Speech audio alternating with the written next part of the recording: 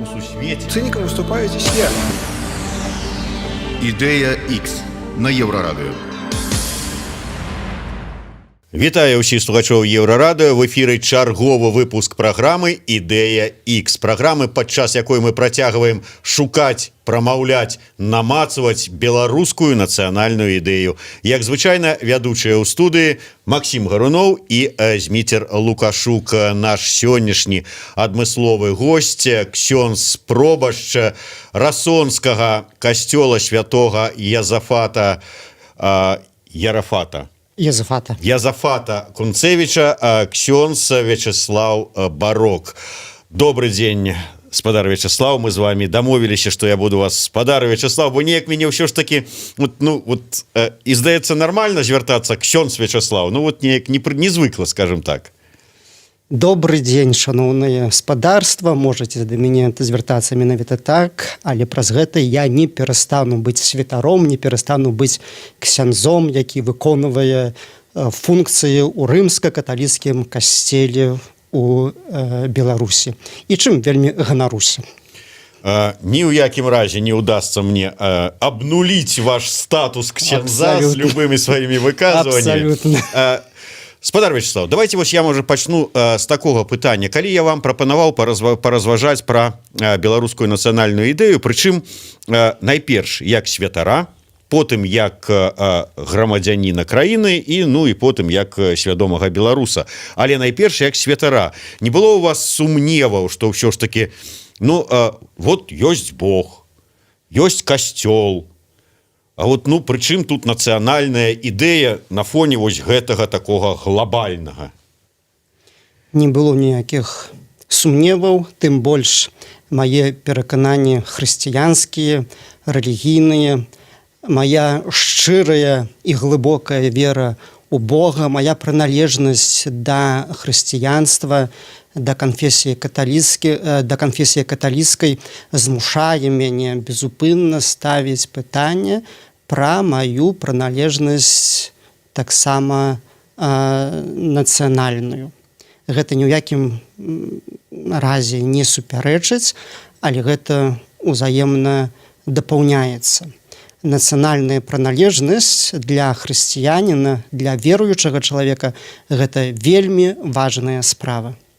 А ўсё ж таки я так разумею, што калі мы аднаго вераспавядання, там католікі, да прыкладу, то по вялікаму рахунку не мае значэння, якой ты нацыянальнасці. Ты католік, найперш ты верыш у Бога, і ўсё астатняе там неважна, все роўныя, все браты, сёстры. Ці ўсё ж таки нацыянальнае мае значэнне? Во Христе нет ни эллина, ни иудея. Слушна так казаў апостол Павел. Але каб зразумець, што сапраўды няма ні іудэя, ні грэка, трэба ўрэшце рэшт зразумець, так ты хто? Грэк альбо юдэй? Пакуль ты не зразумееш, хто ты, не зразумееш, што гэта значыць, што няма ні грэка, ні юдэя. Адным словам, нацыянальная прыналежнасць – гэта вельмі важная справа. Немагчыма зразумець сваёй тоеснасці і немагчыма зразумець, што мы усе браты паміж сабою, я Вячеслав, Зміцер, мы не зразумеем нашага братэрства, пакуль мы не зразумеем тое, чым мы адрозніваемся. Нацыянальная прыналежнасць – гэта таксама зразуменне таго, якім цябе стварыў Бог. І пасля таго, як ты зразумееш сваю прыналежнасць да нацыі, да народа, можна таксама зразумець, што усе розныя нацыі утвараюць братэрскую сувязь паміж сабою. Але без зразумення розніцы, без зразумення нацыянальнай прыналежнасці ніякім чынам ты не станеш гэтым адзіным улюбёным дзіцём у Хрысце. Утрыруючы крыху вашыя словы, можна сказаць, што тыя беларусы, якія не ўсвядомілі сябе беларусамі, не прызналі сваю нацыянальную ідэнтычнасць, не займелі самасвядомасці нацыянальнай, ты і святла Божага не ўбачыць. Ну, блізка праўды. Блізка праўды. Гэта, ведаеце, бедныя людзі. Яны людзі, ну, бедныя, знішчаныя, пакрыўджаныя, хворыя. Такім людзям паспачуваць можна. Ведаеце,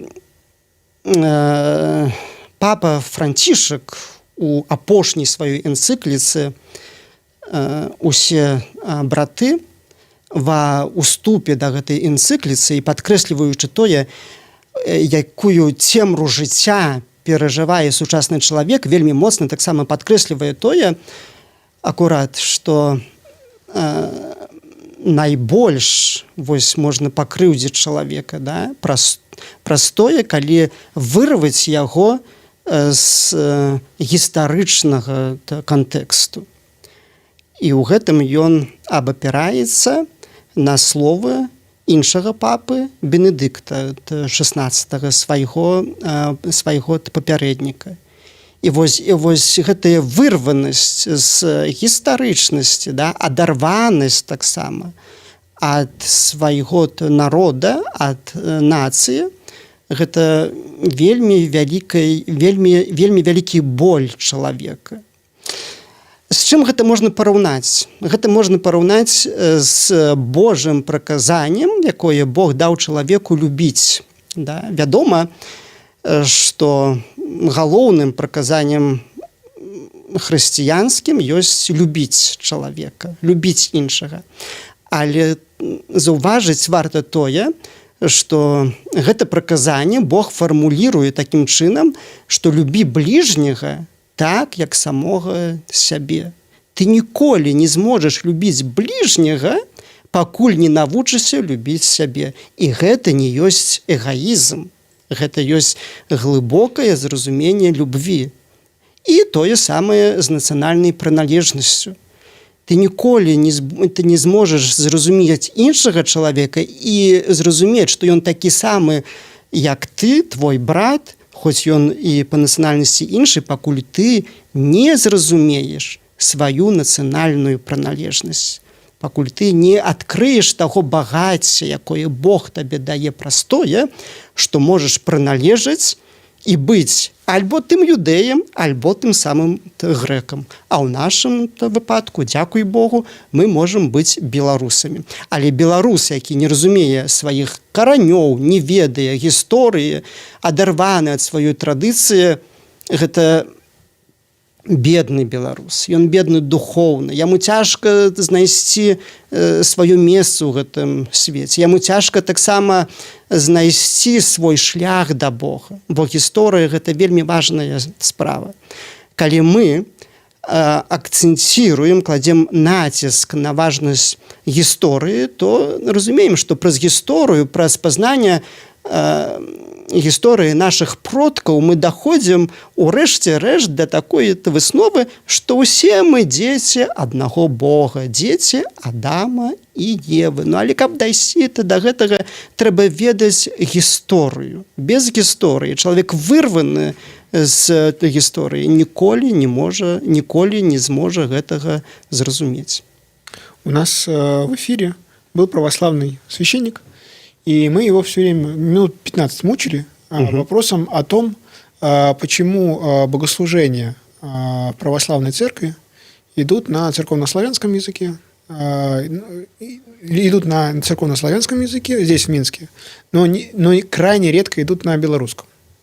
Его ответ был такой, что люди не ходят на службы, на которых есть по-белорусски. Я его спрашивал, почему я не могу купить в православном храме Евангелие на белорусском языке. Он сказал, что эти Евангелия не покупают. Покупают Евангелие вот синодального перевода на русском языке. А когда я захожу в костел, там все ровно наоборот. Да, его оправдание, почему в православной церкви нет белорусского языка, народу не нужно. Как только у народа появится желание, чтобы служба была на белорусском языке, православная церковь тут же на этот язык перейдет. Возьмет его, начнет его использовать. Когда я захожу в католический храм здесь, в Беларуси, как правило, там будет очень много белорусского языка.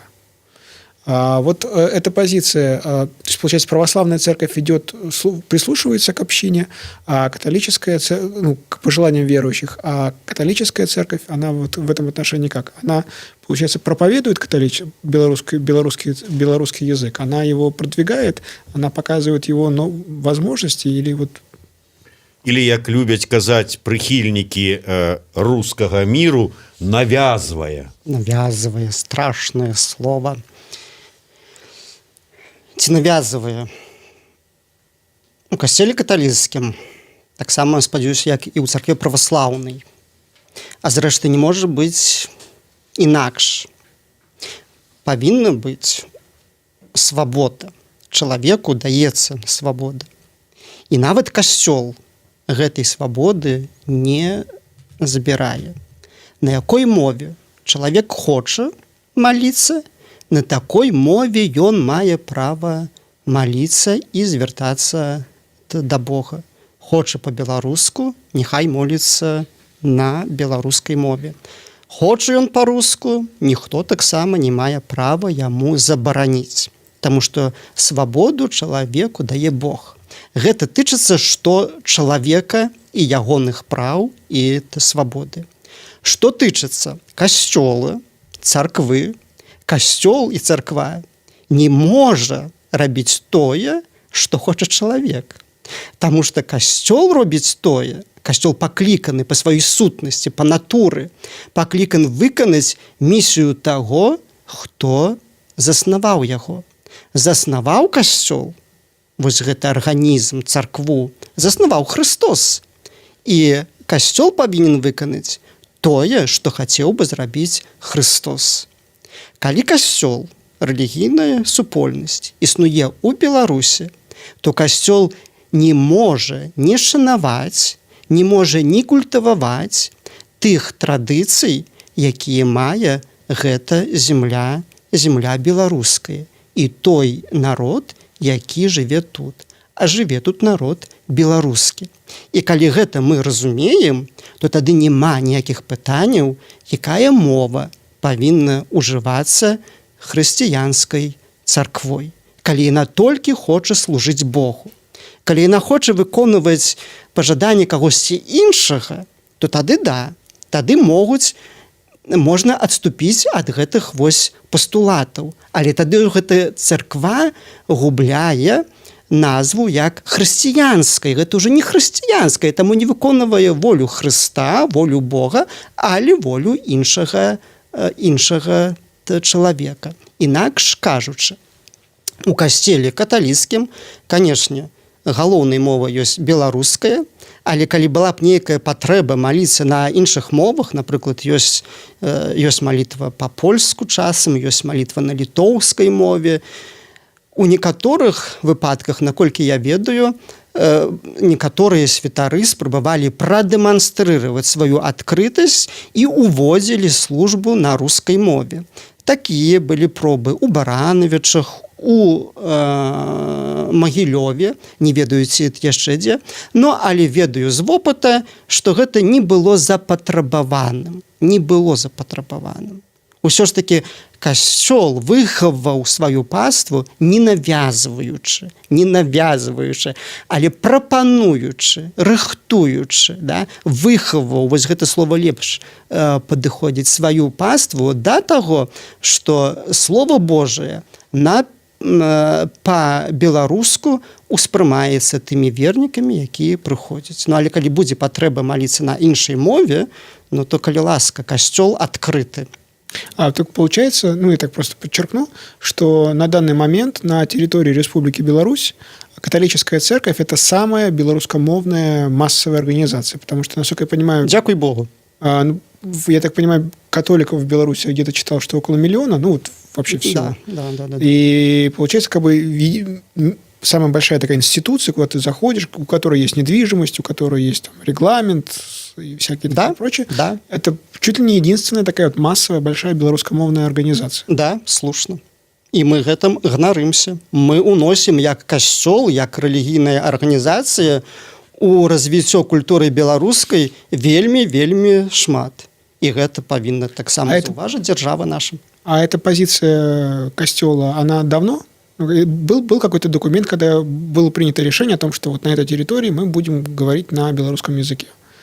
И Ну, агульны документ у касцеле каталіцкім, што прапаведаваць на роднай мове, быў прыняты падчас другога ватыканскага сабору. Тады касцёл перашоў вельмі актыўна на нацыянальныя мовы. Да? Гэта вось другая палова 20-го стагоддзя.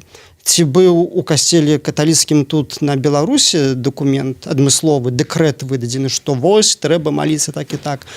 Я не прыгадываю, каб такі дакумент быў, але калі у 90-е гады адбываўся сінод у беларускім касцёле, то тады было падкрэслена, што трэба ўжываць беларускую мову, але можуць ужывацца таксама польская мова там, дзе гэта ёсць патрэба. Да.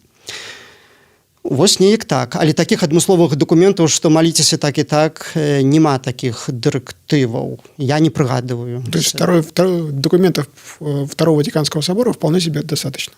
Да, дастаткова дзеля таго, каб прапаведаваць тут на беларускай мове.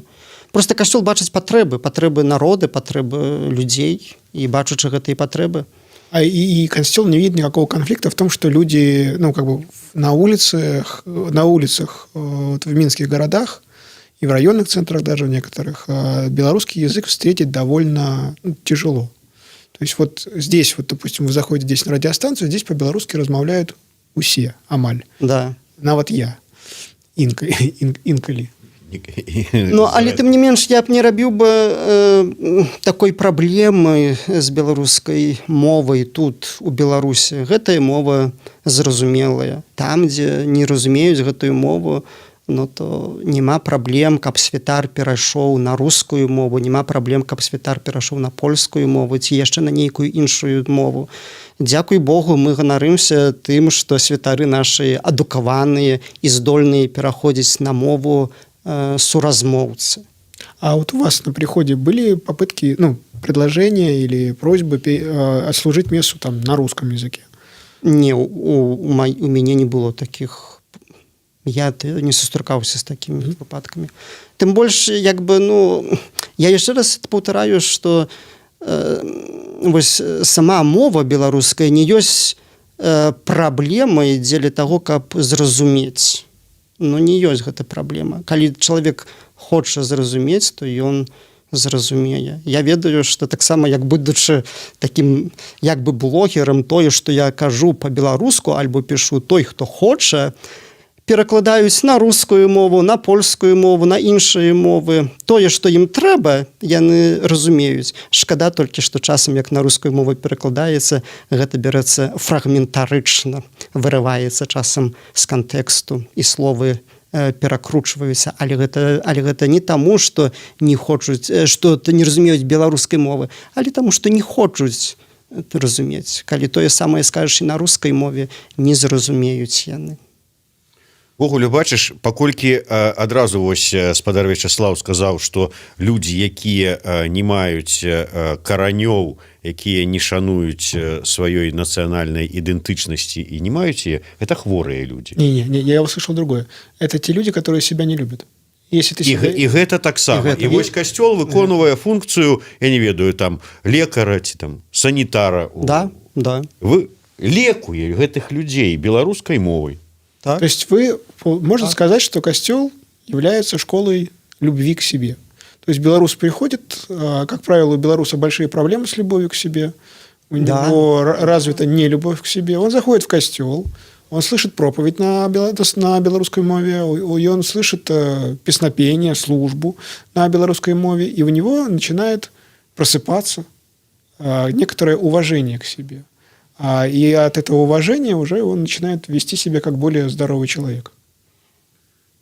Абсолютно правильно. Больш таго, гэтыя словы, што вы кажаце, яны настолькі глыбокія, што яны пераклікаюцца з думкай аднаго каталіцкага кардынала, які напрыканцы 1974 бадай годзе прапаведаваў у Чылі. у Сантьяго. І тады ў Чылі адбылася ўжо вялікая трагедыя. Там адбыўся вось вайсковы пераварот. Хунта пад уладай Піначэта захапіла ўладу. І кардынал пасля гэтага прапаведуючы, ён казаў, што як жа ж небяспечна ёсць вось той момант, калі народ вырываецца з кантэксту гістарычнага, адрываюць яго ад ягонай традыцыі. І вось гэты народ параўнальны да таго народа, у якога вырываюць душу. І вось гэты народ, ён, на жаль, падвержаны таму, што ім вельмі лёгка кіраваць, таму што ён перастае сябе любіць, у яго няма такой пачуцця уласнай годнасці. І вось тым народам, які вырваны з гістарычнага кантэксту, які не мае пазнання гэтага багацця сваёй гісторыі продкаў, ён вельмі лёгка паддаецца таму, каб ім лёгка кіраваць. І тады, у рэшце рэшт, гэта даводзіць, як казаў той самы кардынал, да таго, што народ губляе свой суверэнітэт і сваю незалежнасць палітычную нават. Вось. Гэта такая глыбокая думка. Гэта вельмі важны момант. І гэта вельмі важна, каб народ меў гэту прыналежнасць да сваёй гісторыі. Вот тут мы всех спрашиваем, ждали ли вы, что вот в августе этого года белорусы вдруг возлюбят себя? Ну, а возлюбив себя, возлюбят друг друга. Массово. Так массово. Вот давайте такой вопрос задам практический. Вот примерно вот с декабря прошлого года, или там, допустим, с ноября прошлого года, с осени прошлого года, у вас в костеле прихожан стало больше или меньше? Ну, они... Как-то поменялась динамика? Люди стали чаще приходить? Меньше? Динамика меняется, потому что коронавирус – это як бы іншая ёсць прычына. І динамика, яна такая вельмі рухомая. Часам больш, часам менш. Але я не сказаў бы, што гэтыя змены ў нашай краіне на ўзроўні грамадска-палітычным паспрыялі таму, каб людзі масава пашлі ў касцёл. На жаль, няма такой дынамікі. Але тым не менш, тыя працэсы, якія у нас адбываюцца сёння, гэты працэсы, я лічу, што вельмі пазітыўныя, і слушна мы падкрэсліваем тут, калі кажам, што сапраўды мы зараз бачым, як беларусы здольныя сябе любіць, паважаць, яны сябе цэняць, яны адчуваюць, мы можам захапляцца, што адчуваюць яны і мы ўсе, высакародства нацыі нашай. І мы сёння ганарымся з той прычыны, што мы прыналежым да гэтай велічнай нацыі беларускай. Мы сёння гэтым ганарымся, людзі гэтым захапляюцца. І ў гэтым ёсць прыгажосць. Але хачу падкрэсліць, вось таксама, калі кажам пра любоў да сябе, што беларусы сябе любяць, яны калі пачынаюць сябе любіць, то яны пачынаюць любіць сябе не любоўю эгоістычнай, калі не бачаць патрэб іншага чалавека. Вось акурат, калі навучыліся любіць сябе, калі ён сябе любіць, паважае, калі адчувае сваю годнасць, ён, адчуваючы годнасць, не мае ўжо патрэбы прынізіць іншага чалавека. Прыніжае іншага чалавека толькі той, хто не мае сваёй годнасці. Вось калі хтосьці скажа, што народзец, гэта пра што кажа? Это кажа, што той чалавек, які ёсць аўтарам гэтых слоў, звяртаючыся да народа вялікага, высакароднага, беларускага, не мае проста пачуцця уласнай годнасці. І вось чалавек, маючы нейкія комплексы, маючы, можа, нейкія амбіцыі, ён хоча зарэалізавацца тым, што будзе іншага прыніжаць. А беларусы яны не такія. Беларусы яны разумеюць сваю годнасць, маюць сваё дастоінства и, шануючи себе, шануюсь іншого человека. А у вас никогда за последние месяцы, недели не возникало желания выбежать на улицу, схватить какого-нибудь белоруса и вот просто крикнуть ему в лицо? Ты понимаешь, что ты любишь себя только потому, что вот эти 26 лет мы на белорусском служили. Мессы проповедовали на белорусском. И это, в общем, все отложенный эффект от наших усилий. Ну, у меня няма таких комплексаў, каб пачувацца важным. Я разумею сваю важнасць, то, якую даў мне Бог, Христос. Як бы мне няма патрэбы штосьці камусьці даказваць. Так зрабіў бы той, у каго няма пачуцця ўласнай годнасці. Абсолютно слушно. А мы беларусы іншыя. Нам няма такой патрэбы даказваць камусьці штосьці. Мы просто цешымся з таго, што мы ёсць. І мы жывем сваё жыццё унікальнае, непаўторнае. І сёння гэтай унікальнасцю захапляецца ўвесь свет. Гэта просто цудоўна.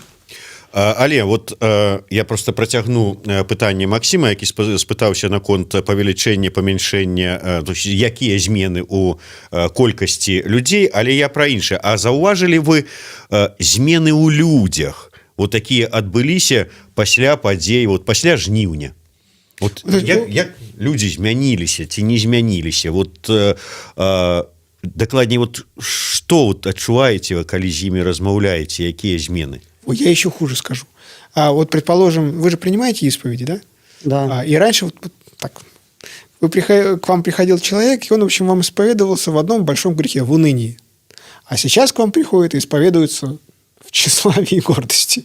Есть какая-нибудь такая измена? Не, нема такога. Дзякуй Богу, што ў гардыні ніхто не спавядаецца, таму што гардыні празмернай нема. У нас яшчэ шмат што наперадзе.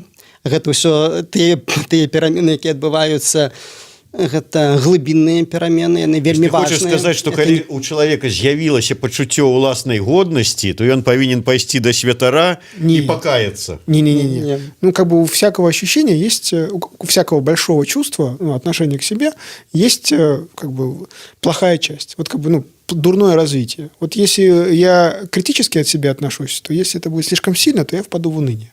Мой вопрос звучит так. То есть, грубо говоря, раньше человек приходил и говорил, простите меня, я слишком сильно себя не люблю. Сейчас человек приходит и говорит, простите меня, я люблю себя, я возлюбил себя слишком сильно. То есть крайности. Не появилась ли новая крайность? Слишком большая любовь?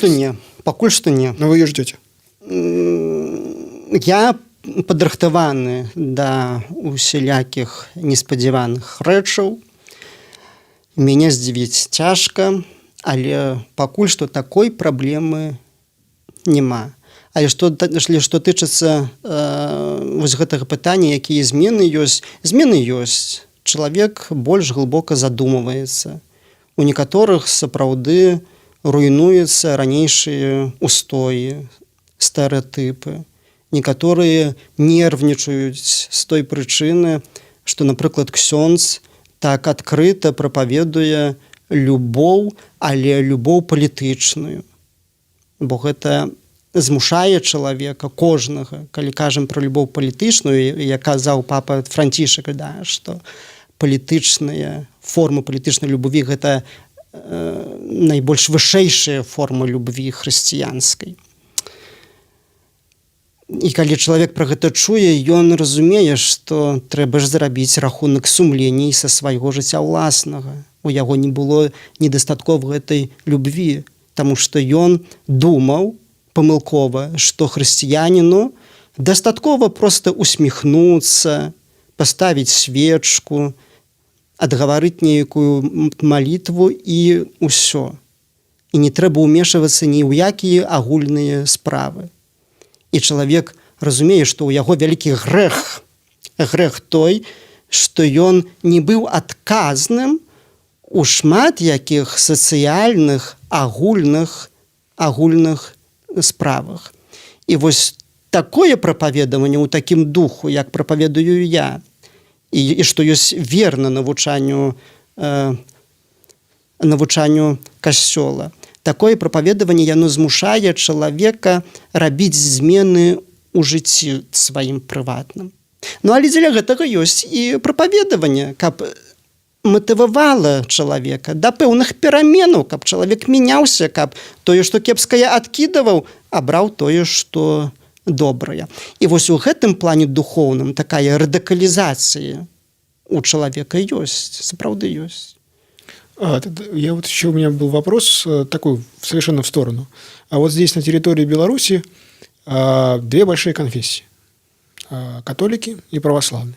И католики, и православные, из того, что я прочитал, они, в общем, в свое время, скажем так, организовывали массовый переход друг друга в церковь. То есть католики в XVI веке, насколько я понимаю, было учреждение унии, и было, в общем, какие-то акции или насильственные акции, или акции, связанные через насилие, переводили православных в католики. Потом, когда сюда пришла Российская империя, католиков насильно переводили в православные, униатов в основном. Вот для вас вот эта история, связанная с католичеством, которая не через проповедь привлекала людей в свой храм, а опираясь на военных, опираясь на полицию, опираясь на государство. Вот эта история, она уже как-то осмыслена католиками? Есть какие-то там документы, где говорилось бы о том, что мы так больше делать не будем, это было плохо? Или это вообще не является проблемой? Не знаю, насколько хорошо я сфармулировал. Сфармулявана добра. Цяжкое пытанне, але каб разрадзіць атмасферу, то я звярну увагу, і для аб'ектыўнасці, каб разумець пра Беларусь больш глыбока, мы не можам памянуць трэцюю канфесію, якая ёсць таксама ў Беларусі і найбольш масавая. І ўсё ж такі вось гэтыя дзве канфесіі, католікі, праваслаўныя, больш таго і пратэстанты разам узятыя, усе гэтыя тры нават канфесіі, ёсць яны значна меншыя, чым з той канфесіі, якая называе сябе прывержанцамі праваслаўных атэістаў. Іх найбольш. Сапраўды, бязбожнікаў найбольш. Я, як святар, конечно, мне хацелася б, каб касцёл каталіцкі быў масавай канфесіі тут, але я разумею, што мы абмежаваныя, можа, якіх 15% у нас на Беларусі католікаў. Але большасць, як бы ні было, як ты ні круці, гэта праваслаўныя атэісты. Гэта бязбожнікі, якія абыякавыя, якія, пад духоўным планам, яны ўсё ж такі людзі хворыя. Таму што яны не могуць нават і вызначыцца, хто яны. Ці яны атэісты, ці яны ўсё ж такі хрысціяне нейкія, да? Вось гэта велізарная іхная праблема. Але гэта людзі ў усялякім выпадку, якія далёка канфесій. Што ж тычыцца нашых узаемаадносін католікаў і православных. И здесь это не про отношения католиков и православных, а про те моменты в истории, в прошлом, в далеком уже прошлом, когда католики силой заставляли православных переходить в католичество либо в унию.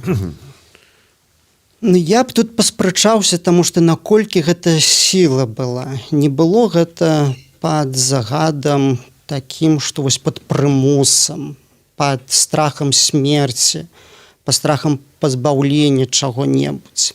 Канешне, я згаджаюся з тым, што ў гісторыі, напэўна, нейкія перагібы таксама былі. Але вельмі часта гэтыя перагібы проста утрыруюцца. І, на жаль, не без дапамогі наших суседзяў, наших братоў расіянаў, наша гісторыя таксама перапісываецца. А то, что православные в 1839 году при помощи нескольких драгунских полков переводили униатов в православие, это я сам сказал. То есть я как бы... Да, розныя там рэчы былі. Конечно, там, дзе католікі павінны прасіць прабачэння ў іншых хрысціянаў, і там, дзе быў нейкі прымус з боку касцёла, католікі, напэўна, павінны прасіць прабачэння. Гэта як бы адназначна. Но пока этого не было. Публічнага пакаяння не было. Але тым не менш, наколькі можна сказаць, што біскупы прымалі ў гэтым удзел.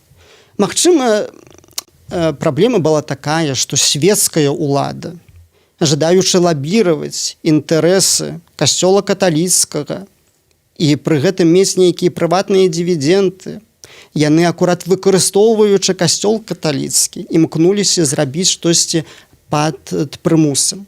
Але ці можна з гэтай прычыны абвінавачваць касцёл каталіцкі, калі светская ўлада рабіла так?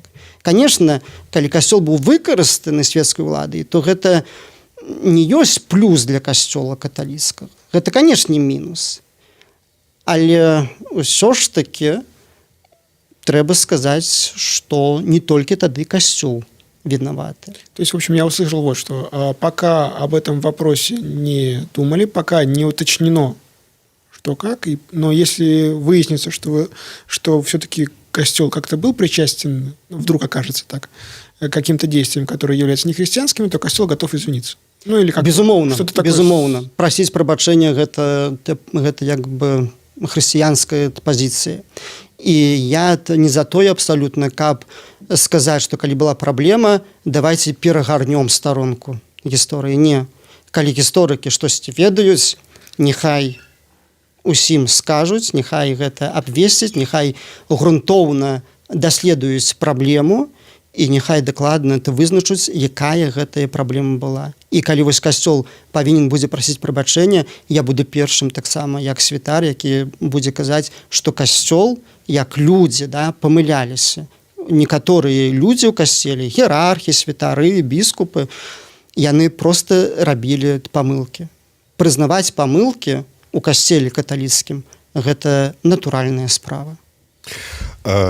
Спадар Вячеслав, я прыгадываю такую даўнюю песню гурта Крама. Песня называется «Будь разом з намі». І там ёсць такія словы: «Будь разом з намі, ахіні крылом нас светлы анёл». І размова ішла пра тое, што вот, на жаль, пад уладараннем д'ябла знаходзяцца беларусы і просяць дапамогі ў светлага анёла, каб ён іх крылом сваім ахінуў.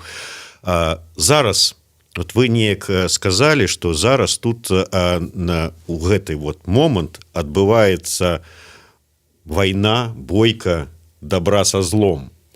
І ледзь не то, што вот мы маем тут вот, такое прадвесне нейкае апакаліпсіса. Наколькі ўсё ж такі сапраўды так, і у гэтай якая роля саміх беларусаў, калі тут можа быць бойка д'ябла з анёлам ідзе на гэтай зямлі, якая роля беларусаў, і ці патрэбна гэтым беларусам у гэтыя часы нейкая нацыянальная ідэя? Роля беларусаў у гэтай бойцы ёсць адна: пазаставацца людзьмі. Неважна, якія ўмовы, неважна, на якім баку ты гэтай барацьбы, пазастанься чалавекам. Гэта высакародная мэта, гэта слушная мэта. Пазастанься чалавекам. Не рабі іншаму свінства, не выконвай злачынны загад. Вось гэта роля чалавека, роля беларуса у гэтым змаганні дабра і зла. Так, сапраўды, я не адмаўляюся ад сваіх слоў, што тое, што адбываецца сёння ў Беларусі, я характарызую вось гэта супрацьстаянне вайной. Гэта адпавядае таксама інтэрпрэтацыі сацыяльнага вучэння касцёла, калі вось навука касцёла кажа у кампендыі сацыяльнага вучэння касцёла, калі кажа, што такое вайна, вайна гэта крах спакою. А спакой збудаваны на праўдзе і справядлівасці. Справа ў тым, што ў нас з праўдай вялікія праблемы, са справядлівасцю таксама. Там, дзе няма праўды і справядлівасці, там ніколі не будзе спакою. А ў сувязі з тым, што праўда аж так была высмеяна ў нас у апошні час, і калі мы сталіся сведкамі яўнай фальсіфікацыі выбараў, у гэта ніхто не верыць у тыя вынікі, якія агучылі афіцыйна ў нас на Беларусі. Праўда была высмеяна, да? І вось калі мы сталіся сведкамі неправды гэтай фальсіфікацыі і пасля сведкамі несправядлівасці, то можна сцвярджаць, што вайна адбываецца, і вайна і надалей адбываецца. І, канешне, я таксама казаў яшчэ за ўсіх гэтых падзеяў, яшчэ да гэтага трагічнага жніўня, падзеяў 9, 10, 11 жніўня. Я казаў, што напярэдадні гэтых падзей я казаў, што ў Беларусі прыходзіць наш беларускі Армагеддон. Калі вось у гэтай барацьбе паміж добром і злом, паміж хлуснёй і праўдай, Кожны з нас павінен будзе заняць нейкую пазіцыю, вызначыцца. І праблема тут такая, што гэтая мяжа праходзіць вось у сэрцы чалавека, у сэрцы мяжа добра і зла. Ну вось неяк так я гэта бачу. І ў такім выпадку нацыянальная ідэя ксяндза Вячаслава Барка, вот якая, каб і ўсе беларусы паслухалі і сказалі: да, у гэтым Армагеддоне толькі так, з гэтай нацыянальнай ідэяй на шчыце і ў сэрцы мы выжывем і дойдзем да святла. Прогучала заманчыва нацыянальная ідэя ад ксяндза Вячаслава Барка. Але я не павядуся, я папярэджваў. Мне не трэба вось гэтай славы. Не атрымалася, мне спакусіць яго, да? І не прагучыць тут ніякага рэцэпту нацыянальнай ідэі ад ксяндза Вячаслава Барка. Давай так, зато я услышал его. Не, стой. Але пытанне добрае, нацыянальная ідэя ёсць. Дзякуй Богу, што мы не гаворым аб тым, ці ёсць народ беларускі ці не, ці ёсць нацыя беларуская ці не. Бо розныя, напэўна, меркаванні вы ўжо чулі, некаторыя спрабуюць сказаць, што нацыя ёсць беларуская, народа няма. І такое я ўжо чуў. У мяне асабіста гэта не можа ўкласціся ў галаве. Некаторыя кажуць, што няма патрэбы задаваць пытанне пра нацыянальную ідэю, што гэта устарэла ўжо, да? Што гэта не... Я не згаджуся. Усё ж таки ідэя само слова, яно чужое для багаслова. Ідэя. У Бібліі няма ніякіх ідэй. У Бібліі ёсць рэчаіснасць, у Бібліі ёсць Евангелие, у Бібліі ёсць мова пра валадарства Божае, а гэта не ёсць ідэя, толькі яно ёсць тут і цяпер. У Бібліі ёсць слова пра чалавека, пра ягонае шчасце, пра збаўленне. Біблія гэта кніга мудрасці, а не кніга нейкіх ідэй ілюзорных. Але я подразумеваў бы пад словом ідэя, нацыянальная ідэя. Акурат мне тут пасуе і падабаецца сфармуляванне аднаго філосафа, багаслова, рускага багаслова Уладзіміра Салаўёва, які казаў пра нацыянальную ідэю, што нацыянальная ідэя гэта вось не тое бачанне, якое мае чалавек пра свой народ, альбо народ пра сам сябе, да? Але тое бачанне, якое Бог мае пра народ у вечнасці. І вось інакш кажучы, калі гаворым пра нацыянальную ідэю, мы кранаем пра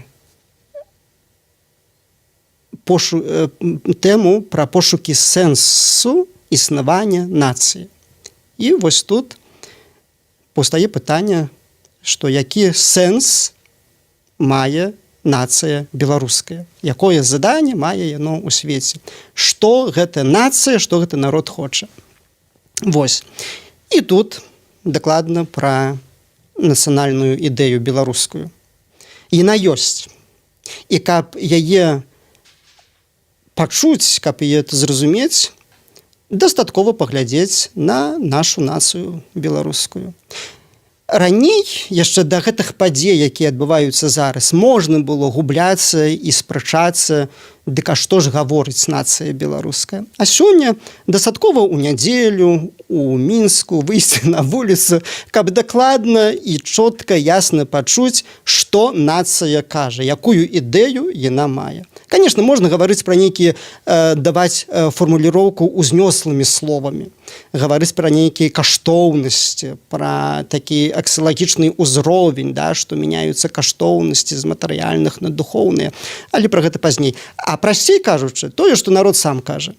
І тыя словы, якія сёння мы чуем, яны прагучалі бадай больш стагоддзя таму назад з вусна ў Янкі Купалы, гэта паэт, які быў вельмі выбітны, мысляр, думаў вельмі глыбока, вельмі тонка, і ягоная мудрасць была ў тым, што ён умеў сказаць вельмі даступнымі словамі, што зразумеюць цябе і інтэлігент, і чалавек адукаваны, багаслоў, філосаф, але той найбольш прасцейшы чалавек, які не ўмее ні чытаць, ні пісаць таксама.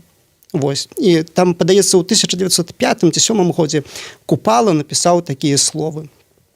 «Не быць скотам» – гэта быў адзін верш. А другі таксама верш «Людзьмі звацца».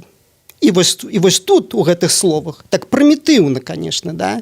Прымітыўна. Гэта не будзе слоган беларускай нацыянальнай ідэі «не быць скотам» і «людзьмі звацца». Але тым не менш, гэтыя словы, яны кранаюць сэрца, яны глыбокія, яны багатыя, яны змястоўныя. І нездарма таксама сёння музыкі, складаючы песні і спеваючы, гэтыя словы таксама ўжываюць. Да? Это нават па-руску для тых, хто мае праблемы з беларускай мовай. Калі людзі спеваюць у адзін голас «мы не народзец», і там далей па тэксту. Мы не быдлы, мы не трусы, мы народ, мы беларусы. І ў гэтым праяўляецца ідэя. Нацыянальная ідэя быць чалавекам.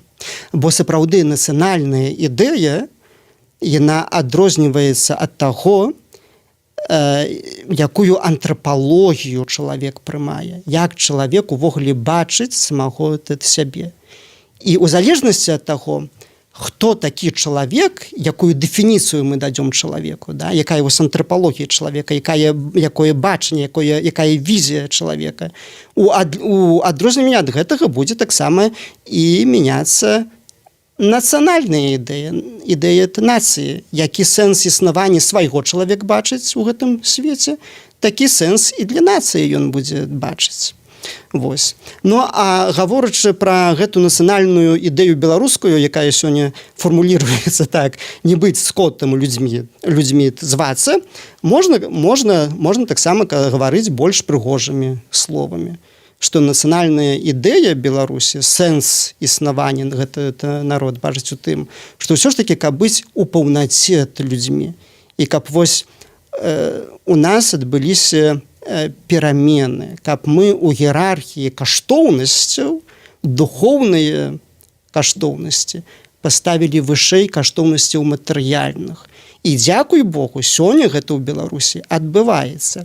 І гэта не толькі мае словы, ёсць выказванні іншых, так бы мовіць, экспертаў, як это беларускі інстытут стратэгічнага развіцця. Да. Даследаванняў.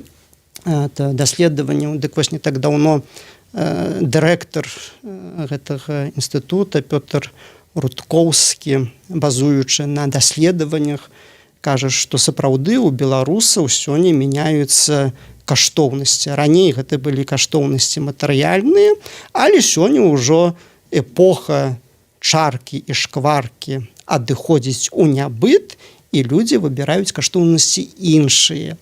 Заканчваецца перыяд патраланізму, калі чалавек як бы скідывае сябе адказнасць за сваю будучыню, давяраючы яе выключна ўладзе, вось, і чалавек бярэ адказнасць сёння за сваё жыццё, за свой дабрабыт, за сваю будучыню на сябе, і мяняецца вось у такім рэчышчы каштоўнасці. Ну і дзякуй Богу, што тое, што чалавек 25 гадоў таму назад лічыў вельмі важным, істотным, фундаментальным, абы толькі была чарка, шкварка і ўсё окей, а астатняе не важна. Сёння людзі, выходзячы на вуліцы, заяўляюць у голас, што ім патрэбна свабода, патрэбна праўда, яны хочуць салідарнасці, і гэта, ведаеце, цудоўна. Вось на гэтых вось каштоўнасцях і будуецца лепшая будучыня, будуецца заўтрашняе наша. Вось такая духоўная нацыянальная ідэя ад ксяндза Вячаслава Барка «Не быць скотам, людзьмі звацца». Дзякуй вялікі. На памяць пра нашу сустрэчу такі вось кубачак ад крамы «Сымбаль-бай» і Еўрарадыё з нашым лагатыпам. Будете піць гарбату ці кагор. Дзякуй. Людзьмі звацца, годнасць дзяцей Божых. Усім гэтага жадаю, пазаставацца людзьмі.